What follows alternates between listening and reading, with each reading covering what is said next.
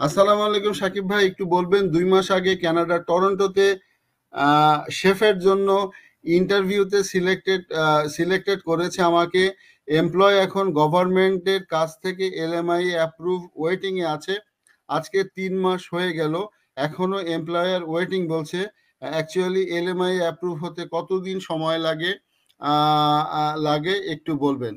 এটা প্রথমে ভানু ভাই যদি একটু বলেন, এটা বলবেন। এর পাশাপাশি বলবেন এলএমআই অ্যাপ্রুভ, কাজ শুরু করলাম, কাজ শুরু করার পরে কি next, what is the next? Next তো হচ্ছে যে পিআর। তো সেই পিআরে এখন কোয়ালিফাই করাটা কি, এটা একটু ভানু ভাইয়ের কাছ থেকে শুনবো। আর এরপরে একটু ফাহিমের কাছ থেকে শুনবো যে লেটেস্ট যে এক্সপ্রেস এন্ট্রির যে একটি ড্র হইলো, সেই ড্রর পয়েন্ট এবং সেই পয়েন্টে আমি যদি এইচএসসি পাস করে কানাডাতে আসি এবং এই ভাইয়ের কোশ্চেনটার মতো যদি আমি অ্যান্সার দেই, সে যদি এইচএসসি পাস থাকে, তার ক্ষেত্রে তখন কোয়ালিফাই করা কতটুকু সুবিধা হবে? আমি ধরে নিলাম একজন এইচএসসি পাস যদি কেউ হন। এই বিষয়টা নিয়ে একটু সংক্ষেপে ভানু ভাই।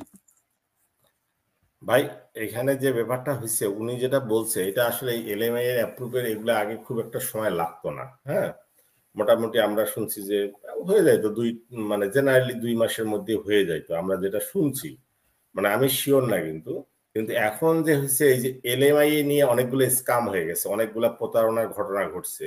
এখানে অনেকেই আছে যে তাদের এইসব লোক লাগে না, তারপরও তারা এলএমআই মানুষের সাথে কন্ট্যাক্ট করে বিশাল অঙ্কের একটা টাকা নিয়ে এলএমআই দিয়ে নিয়ে আসছে। তো গভর্নমেন্ট, আপনি জানেন যে আমাদের ভ্যাঙ্কুভারেও অনেকগুলা এভাবে ফাইন হয়েছে, অনেকগুলো বিজনেস প্রতিষ্ঠানকে ফাইন করা হয়েছে, তাদেরকে বড় অঙ্কের জরিমানা করা হয়েছে এবং এই স্ক্যাম গুলো ধরা পড়ছে।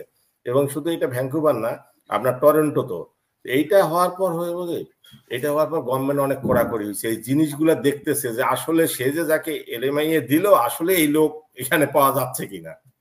আগে গভর্নমেন্ট এই জিনিসগুলা দেখে নাই। আপনি জানেন যেমন বাংলাদেশে আগে এই গত 3 মাস আগেও যেমন একদম গাদা গাদা ভিসা দেওয়া হলো, কারণ হলো জাস্ট ডকুমেন্ট দেখছে দিয়ে দিছে। তো এখন ডকুমেন্ট ঠিক আছে, সব ঠিক আছে, মনে করেন যে ভদ্রলোক আপনাকে লেখছে তিনি জেনুইন, তিনি ইন্টারভিউ দিচ্ছে, তিনি এখানে, কিন্তু গভর্নমেন্ট এখন আসল দেখতেছে যে আসলে এই লোক পাওয়া যায় কিনা। আমার মনে হয় এই কারণেই দেরি হচ্ছে। এটা আমি শিওর না, কিন্তু আমার মনে হয় যেহেতু অনেকগুলো প্রতারণার ঘটনা ঘটছে ইতিমধ্যে এলএমআইএ নিয়ে একটা বিশাল ব্যবসা চলতেছে, তো সেই জন্য। আর ইমিগ্রেশনের যে ব্যাপারটা ফাহিম আগে বলুক, হ্যাঁ, আমরা তারপর বলি আর কি। আচ্ছা, তার আগে শুধু ফাহিমের কাছে যাওয়ার আগে শুধু একটা কোশ্চেন একটু দেখাই। আমার হাজবেন্ড কানাডায় আছে, উনিও বলেছেন রিফিউজি হয়ে যেন কেউ না আসে কানাডায়।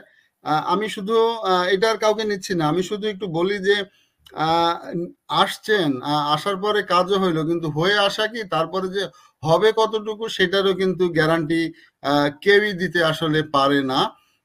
শুনতে অনেক কিছুই শোনায় বাইরে থেকে, কিন্তু বিষয়টা আসলে তেমন না। তো আমি এবার ফাহিমের কাছে যাচ্ছে যে ফাহিম, এই যে যিনি কোশ্চেনটা করলেন, অর্থাৎ তার এলএমআই আসছে না, ওকে, তার এলএমআই আসলো, সে যদি এইচএসসি পাস হয়, তাহলে কানাডা তো আর সৌদি আরব বা মালয়েশিয়া না যে কাজ করে চলে যাবে, এখানে মানুষ থাকে। তো এখন এই যে এক্সপ্রেস এন্ট্রির যে ড্র, বোধহয় গতকালকে বা পরশুদিন একটা ড্র হয়েছে এবং অনেক হাই স্কোর হয়েছে। তো এই হাই স্কোরে বিশেষ করে মিডল ইস্ট থেকে আমাদের অনেক ভাই ট্রাই করেন এবং পরবর্তী সময়তে তাকে পিআর এর জন্য যাইতে হবে। তো এইটা কিভাবে কি সম্ভব, বা বিষয়টা নিয়ে যদি একটু বলতেন। প্রথম একটু শর্টকাটে আমি এলএমআই এর ব্যাপারটা বলি। এলএমআই এর জিনিস হচ্ছে কি, দুই ধরনের এলএমআই আছে, low wage LMI, high wage LMI. হ্যাঁ, একটা বেতনের অনুসারে হচ্ছে এলএমআই টা হয়। যেটা হাই ওয়েজ এলএমআই সেটা হচ্ছে 1 মাসের মধ্যে পাওয়া যায় রেজাল্ট। আর যেটা লো ওয়েজ এলএমআই সেটার জন্য মনে করেন সেটাও কিন্তু আবার খুব যে বেতন কম তা না, মোটামুটি বেতন থাকতে হয়। মানে আই গেস যেমন আলবার্টায় মনে হয় $28 কম যদি হয় বেতন, তাহলে হচ্ছে সে হচ্ছে লো ওয়েজ এলএমআই তে অ্যাপ্লাই করবে। সেটার জন্য 3 থেকে 4 মাস সময় লাগে। সো যে কারণে হয়তো কারণ এটা তো একটা অফিসিয়াল টাইম, বাট এর বেশিও সময় লাগতে পারে, 4-5 মাস আরো বেশিও লাগতে পারে। তো এটা হচ্ছে এলএমআই এর ব্যাপার গেল। এলএমআই একটা সময় 18 মাস ছিল, সেটা 1 বছর ছিল। রিসেন্ট যেটা করছে সেটা হচ্ছে 6 মাসে নিয়ে আসছে। এবার মের 1 তারিখ থেকে এটা হচ্ছে হয়েছে। এখন থেকে যারা এলএমআই পাবে, যারা অ্যাপ্লাই করবে মে থেকে, তারা মাত্র 6 মাসের টাইম পাবে এবং 6 মাস পরে তার কাছে এলএমআই, দ্যাট মিন্স হচ্ছে সেই ওয়ার্ক পারমিটও থাকবে না, এলএমআইও থাকবে না। ইভেন অনেক স্টুডেন্ট আছে যেটা হইছে যে ধরেন পয়েন্ট আমি করার জন্য। বুঝতে পারি না ফাহিম, আমি জানতাম না, আমি প্রথম শুনলাম।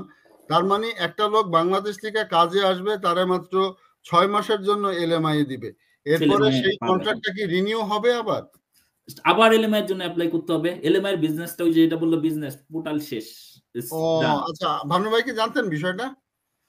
না, আমি এর মধ্যে আসলে মানে আমি জানি না, ৬ মাসের ব্যাপারটা আমি শুনলাম হ্যাঁ, ফাহিমের এই কাছে মের ১ তখন। তারিখ থেকে হচ্ছে LMI হচ্ছে না, ৬ মাসের যেহেতু ব্যাপার। ফাহিম এগুলা নিয়ে একটু দেখে, আমাদের আচ্ছা। তো একটু তো কম আসলে সময় হয় এগুলা নিয়ে দর্শক দেখা। যারা ভুয়া এলএমআই পান তারা অন্তত যাই না দেখেন এখন এলএমআই এর সময়টা। জি ফাহিম আগান। মাত্র ৬ মাস। এবং এটার আরেকটা ব্যাপার হচ্ছে কি, এখন স্কোর দেখেন, সিআরএস স্কোর অনেক বেশি, মানে এক্সপেসেন্টের। তো অনেক স্টুডেন্টের তো আসলে এত স্কোর হওয়ার কথা না।